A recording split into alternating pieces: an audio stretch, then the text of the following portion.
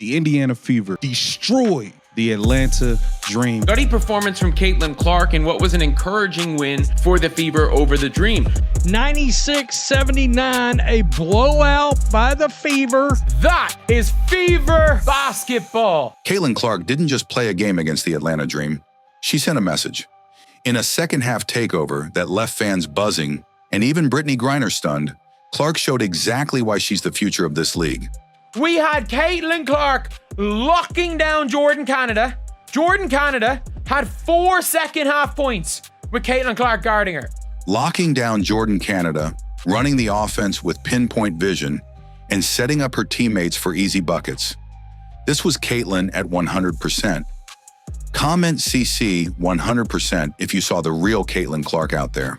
Caitlin Clark was like plus 18 in the second half. She was plus 18 in the second half. From the moment the second half tipped off, something changed. Caitlin Clark flipped a switch. And it wasn't just a spark of energy, it was a full-blown takeover. Two things very interesting in the second half. Number one, they made sure Caitlin Clark had the ball in her hands. She became the creator of offense. Not with logo threes or highlight reel passes, but with an unshakable grip on the game's rhythm, tempo, and structure. Clearly, she's not quite at 100%, still working her way back, hasn't found her three ball yet, but what she did was attack. She used the physicality against the defenders by putting her head down and going to the basket. That opened things up for her playmaking, which of course is another genius aspect of her game. This wasn't about scoring big. It was about controlling every possession, every movement, every decision. And Caitlin Clark did just that. Caitlin Clark was, if I'm not mistaken, -6 at halftime. Caitlin Clark was like plus 18 in the second half. She was plus 18 in the second half. Through the first 2 quarters, Indiana's offense was choppy. It lacked purpose, spacing, and flow. But once Clark was given the keys, the game transformed. She became the conductor of an offense that had been sputtering for weeks. But you saw Clark sort of gaining her rhythm as the game went along, sort of returning to her form as the game went along, finding that pep in her step as the game went along, even though the shooting numbers were tour dates again, and she's got to find that shooting stroke at some point. Look, it can't go on all year, but you understand where some of those struggles come from when you deal with a quad injury and then a groin injury and you're thrust back into the lineup and you're trying to find your way. But I do think it was the way that Clark found her way to the basket that was the difference in this game, really. The pace picked up. Players moved off the ball. Screens were sharper. And suddenly, the Fever looked like a professional, well-oiled team. Clark didn't just pass the ball. She orchestrated plays. I mean, that's the stuff that only Caitlin Clark is capable of doing. She saw gaps before they opened, delivered assists with laser precision, and made defenders scramble. We won the game. Caitlin, 12 points, 9 assists. Her 9 assists don't even tell the full story. Several of her passes led directly to free throws, and others set up sequences that ended in clean looks. Once that started clicking, the Fever ran away with things. Sophie Cunningham was everywhere. Clark had it going with Aaliyah Boston again. Kelsey Mitchell was cooking. And all of a sudden, you look up and the Fever are lighting up the scoreboard. She was the difference maker on nearly every scoring play. But it wasn't just what she created. It was how she took away Atlanta's momentum. Defensively, she turned heads. Jordan Canada in the first half was cooking for the Dream, and that's really what changed the game. Is how many what did she have? 6 threes in the first half. She's a 21% three-point shooter. I'm glad the Fever and Stephanie White didn't overreact. Jordan Canada was on fire in the first half, dropping 26 points and making it look easy. But once Caitlin took over on that end too, the fire was out. And they locked her down in the second half. She only had 4 points. Clark locked in on Canada in the second half and held her to just 4 points. 4. That kind of two-way impact, being the floor general and defensive stopper, is what separates the good from the great. Absolute takeover. An absolute takeover. She's pushing the floor. Everyone's moving. Everyone's running. They're all playing together. Dantas is spreading the floor. She didn't reach for steals or try to do too much. She stayed disciplined, communicated through screens, and disrupted Atlanta's rhythm. It was clinical, and the plus-minus tells the truth that the stat sheet hides. Caitlin was -9 at the half, so she was plus 21 in the second half. At halftime, Clark was a -9. By the end of the game, she was a staggering plus 21. That swing alone speaks volumes about her impact on the floor. 59 points. We had Caitlin Clark locking down Jordan Canada. Jordan Canada had 4 second half points with Caitlin Clark guarding her. Indiana's 59-point second half wasn't random. It was a direct result of Clark being allowed to lead. And here's where it becomes even clearer. I would rather say, if you are going to play Caitlin Clark in the corner, but did you not see how good it was when Ari played the 2? Ari played the 2, and there's an occasional. This was a version of Caitlin Clark the critics said couldn't exist in the WNBA. They said she was a turnover machine. They said she couldn't handle pressure, but in this game, she finished with only 2 turnovers, despite running nearly every offensive set. Dantas, Aaliyah Boston, and Sophie Cunningham, who literally said, we need to play like with Caitlin. The way Caitlin plays, we need to adjust to Caitlin. She made smart decisions, read the defense like a veteran, and kept her teammates involved. Even when her shot wasn't falling, just 5 of 17 from the field and 1 of 7 from deep, she didn't let it affect her body language or aggressiveness. She stayed composed and stuck to what worked. Stephanie White's there, Caitlin needs to adjust to us. Sophie Cunningham comes out, we need to adjust to Caitlin. Pushing the pace, setting the tone, and letting her teammates eat. And that's what great players do. They elevate everyone around them. Caitlin Clark didn't need to score 30 to dominate this game. She dominated with feel, with tempo, with vision. She showed that she can take over a game through intelligence, timing, and leadership. We've been screaming this when they were running up and down the court and Caitlin's making those long passes to various people under the basket. They just start racking up points. She read the floor like a book and wrote the outcome with her own hands. This was Caitlin Clark at her most complete. Confident, mature, in control. She didn't just show up against Atlanta, she showed who she really is. And for anyone still asking if Caitlin Clark can thrive in the WNBA, they just got their answer. She's not just built for this, she's built to lead it. Dantas, Aaliyah Boston, and Sophie Cunningham, who literally said, we need to play like with Caitlin. When Caitlin Clark is allowed to run the offense, everyone around her starts to shine, and no one benefited more than Aaliyah Boston and Sophie Cunningham.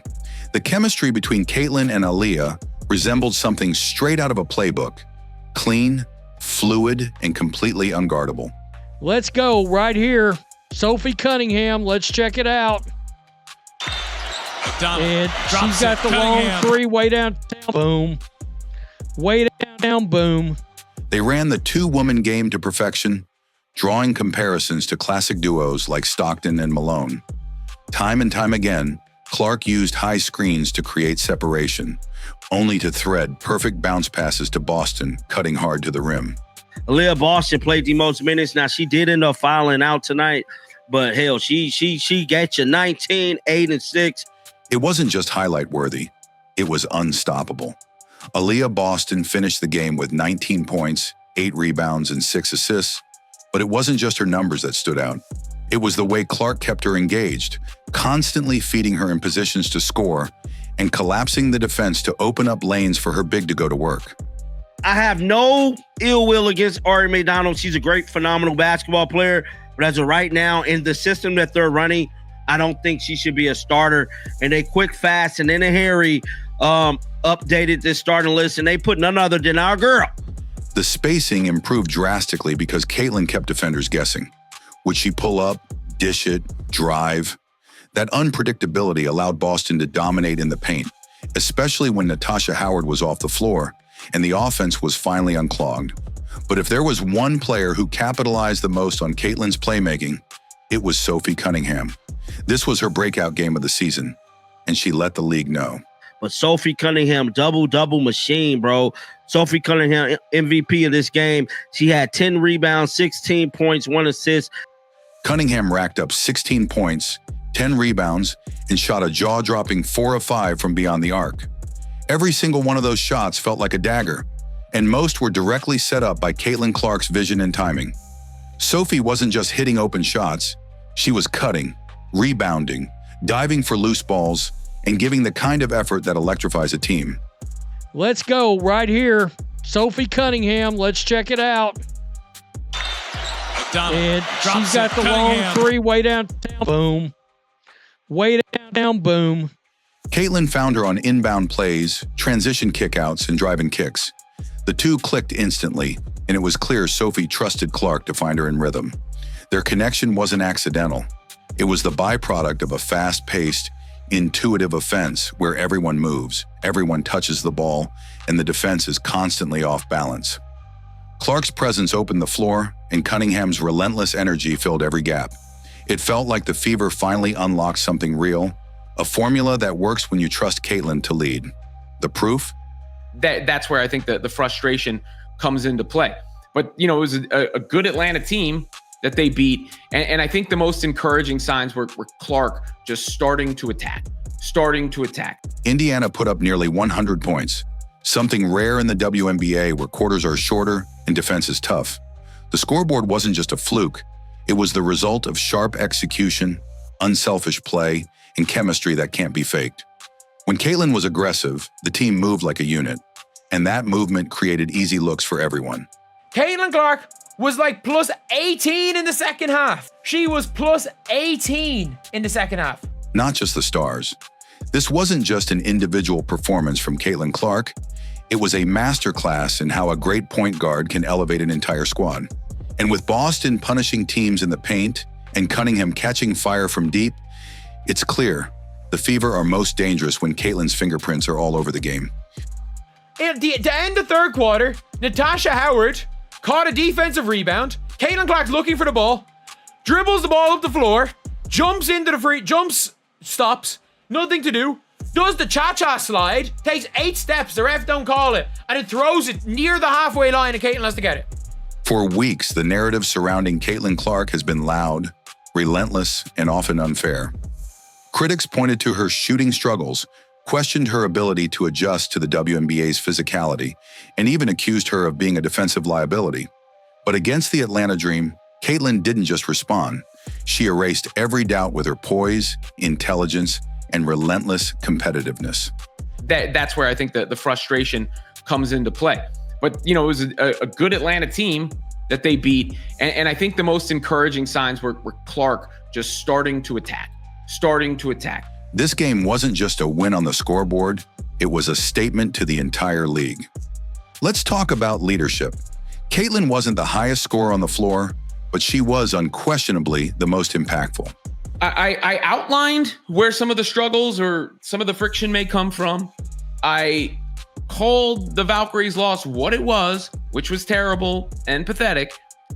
She led a 59-point second-half explosion, not with isolation plays or forced shots, but by taking complete control of the offense.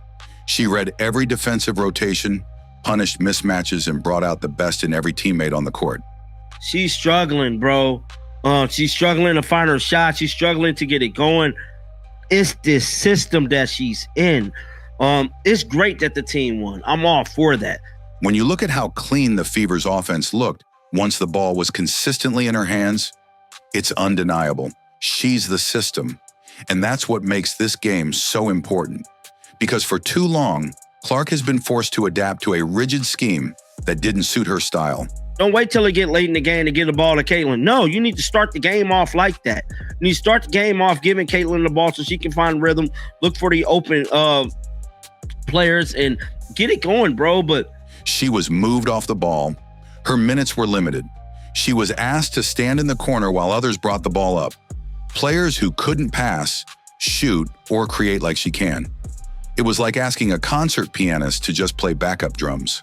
But in this game, when she was finally allowed to be herself, everything changed. The offense clicked. The players ran with purpose. And the Fever looked like a real threat. The other thing that happened in the second half, Natasha Howard almost didn't play. Very, very little. Even more telling was who wasn't on the floor during that second half surge. Natasha Howard. For much of the season, lineups featuring both Clark and Howard have been clunky at best. The spacing collapses, the ball sticks, and Caitlin's driving lanes vanish. But when Howard was subbed out and Clark took over, the entire floor opened up. Ball movement on this team on offense and Natasha Howard possibly clogging everything up. Is that a thing? We'll have to watch it. This is the second half right here. Suddenly there was movement. Suddenly there were shooters in the corners and cutters diving to the hoop. Suddenly Caitlin Clark was free to create, and the Dream couldn't stop it. And let's not forget the defensive effort. Barrage by Jordan Canada, who had 26 points in the first half. In the first half, Jordan Canada torched the Fever, scoring 26 points and hitting seemingly everything she threw up. But in the second half, Caitlin took on the challenge directly. She locked in, used her size, anticipation, and footwork, and held Canada to just 4 points the rest of the way. And they locked her down in the second half. She only had 4 points. That's not a coincidence. That's Caitlin's competitive fire. When the moment got bigger, she rose with it. For anyone still doubting her ability to thrive in the WNBA, this game was the perfect rebuttal. She showed maturity by not forcing shots, even as her jumper continues to find its rhythm. She showed toughness by playing through nagging injuries without ever using it as an excuse. I don't know, man. I think Ari McDonald was so focused on making the damn team. She showed vision by keeping the team focused and composed through lead changes and defensive runs. And most of all, she showed heart. The same heart that made her a superstar at Iowa is now making her the centerpiece of a franchise hungry for relevance. Don't wait till it get late in the game to get the ball to Caitlin. No, you need to start the game off like that. You need to start the game off giving Caitlin the ball so she can find rhythm, look for the open players, and get it going, bro. But what makes it even more compelling is how calm she looked through it all. No panic, no frustration, just execution. She knew what needed to be done, and she did it. Caitlin Clark is buying into what the coach is saying about playing off the ball and mixing up the looks. She knows, she said it plainly, they're at their best when she's got the ball, and when there's the opportunity to get her the ball and let her bring the ball up the floor, and she doesn't get it in favor of someone who's not a threat at all in that situation to really score or play make. And when the final buzzer sounded and the Fever had demolished the Dream 99-82, it was obvious. This wasn't luck. This was Caitlin Clark putting her foot down and reminding the world who she is. The truth is, this version of Caitlin, aggressive, in control, fearless, is the one the league feared. Stephanie White destroyed Caitlin Clark. Stephanie White has spaded Caitlin Clark, for lack of a better way of putting it. And now that the coaching staff seems to be loosening the reins, letting her initiate offense more freely, there's no telling what's next. Because when Clark is empowered, the whole team transforms. And when she's running the show, even stars like Brittney Griner have to stop and take notice. The Indiana Fever not being in the greatest situation. Caitlin Clark has to put her foot down. This is ridiculous. This wasn't just a bounce-back game. It was a blueprint, a warning shot, a reminder that Caitlin Clark doesn't need to fit into a system. She is the system. And when you let her be Caitlin, she doesn't just win games. She rewrites them. Overall, I think the energy of this team is just different, man. It just sucks, bro, because it's like last year, bro, this team was really fun to watch, bro. This team's not fun to watch no more, and I just got to be real with y'all. Caitlin Clark didn't need a 30-point night to prove anything. She proved it with her leadership, her vision, and her control of the game. it was a crazy battle, but they, ultimately got it done, dog. Let's head on over to Google, check out the box score here. I can't be nothing but happy. They're sitting at 10-10. Against the Atlanta Dream, she showed exactly what happens when she's trusted to lead the offense. The team runs smoother, the energy shifts, and everyone eats. This was more than just a win. It was a glimpse into what the Indiana Fever could become. So that's, something she's brought up, and it makes sense too. Caitlin Clark does get harassed by the defense, is the subject of all the defensive attention. She can't have the ball in her hands every single play, all the time down. You do want to give the defense different looks. Like, that does make sense. The problem is if there's a philosophical divide. And Caitlin Clark, when she talked about this at practice the day before, didn't exactly seem thrilled by the prospect. If they keep the ball in her hands and build around her strengths, the critics can keep counting missed shots, but real fans saw the truth. That's what it is. The Indiana Fever get a win today versus the Atlanta Dream, 99-82. Caitlin Clark with a near double-double, 12 points, 9 assists. Caitlin Clark's impact is bigger than any stat line. If you believe this was the game she reminded the world who she is, drop a CC 100% in the comments and get ready because she's just getting started.